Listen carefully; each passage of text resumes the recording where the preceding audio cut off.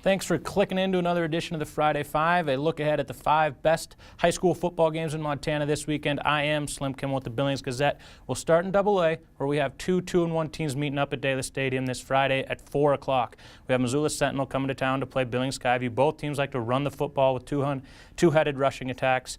Missoula Sentinel, Logan Gagne, Jaden Wilson, kind of their two backs there that are doing work for them. Billings Skyview, it's Alex Pachichi and Riley Barta. The Falcons already have 1,000 rushing yards on the season, averaging over 341 yards a game on the ground, which is pretty impressive. So look for two teams with similar styles to kind of battle it out there. The winner of that one does move into the top 5 of the AA standings, so a pretty important game early on in the season for what could be some playoff positioning down the line. Moving into Class A, the best game on the schedule regardless of class this week, the game of the week, Billings Central at Dillon. Your past 2 Class A state champions meeting up over there in Beaverhead County.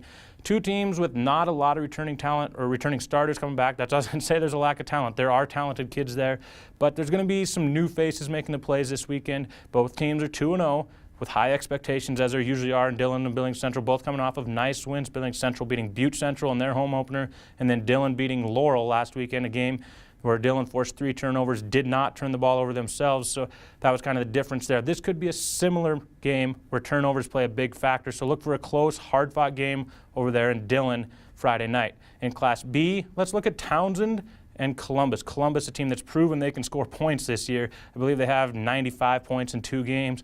Kiefer McKay, the guy that can do it all. He has a punt return for a touchdown, a kickoff return for a touchdown, a couple receiving touchdowns. He's a dangerous playmaker for Columbus. But they go to Townsend, a team that's only allowed 14 points in 2 games.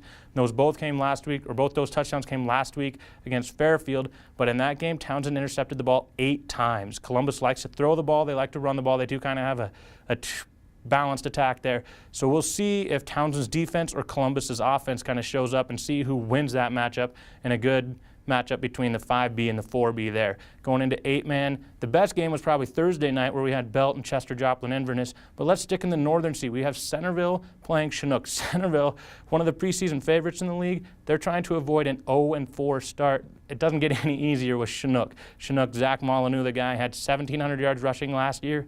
This year, against Sunburst last week, I believe he had 6 total touchdowns. So he's going to be a handful for Centerville. So that's kind of a big game for Centerville. You can't go 0-4 and expect to compete for a league title. The playoffs are even going to be a question mark at an 0-4 start. So that's a big game for Centerville, who has kind of had some bad breaks, injuries and whatnot, that have prevented them from getting in the win column. They're getting in the win column so far this season.